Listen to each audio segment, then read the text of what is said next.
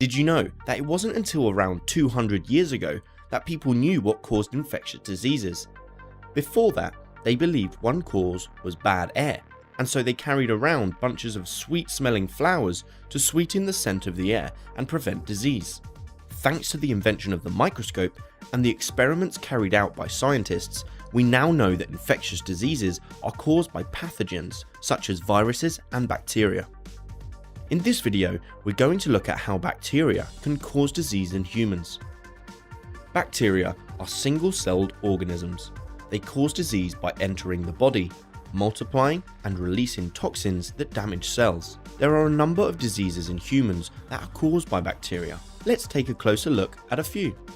First off, we have Salmonella, a type of food poisoning caused by Salmonella bacteria, which causes fever, abdominal cramps, vomiting, and diarrhea due to the toxins the bacteria release.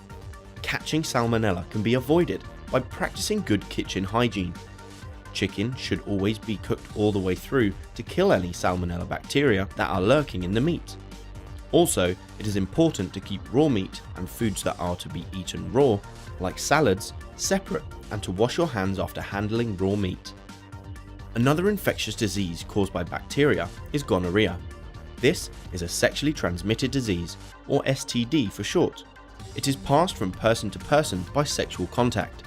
The early symptoms include a thick yellow or green discharge from the vagina or penis, and pain on urination. The symptoms become less obvious in the later stages of illness, so it can go undetected.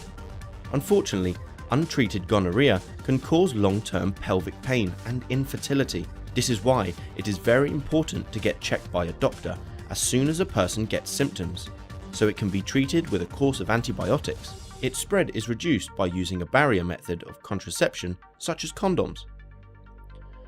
Tuberculosis, or TB for short, is a bacterial infection that mainly affects the lungs. It is spread by breathing in tiny droplets of coughs or sneezes of an infected person or animal. Symptoms of TB include a persistent cough, which may bring up blood, fever, tiredness and swellings in the neck. TB is a serious condition, but it can be cured if it's treated with the right antibiotics. The number of cases of TB in many countries has been reduced by the use of vaccination. Another bacteria causing illness are stomach ulcers. A burning pain in the stomach could be a sign of a stomach ulcer. These are an open sore on the stomach lining.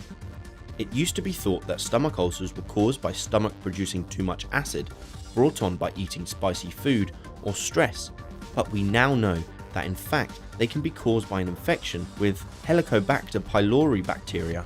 The discovery was made in 2005 by two researchers. To provide evidence, one of the scientists infected himself with a bacteria to prove that it caused stomach ulcers. Now that is dedication to their work. So, those are a few examples of when bacteria cause illness in humans. But don't be fooled into thinking all bacteria are bad. In fact, lots of bacteria are important to our survival. We have billions inside our digestive system that help us break down different foods. If you liked the video, give it a thumbs up and don't forget to subscribe. Comment below if you have any questions. Why not check out our FewSchool app as well? Until next time.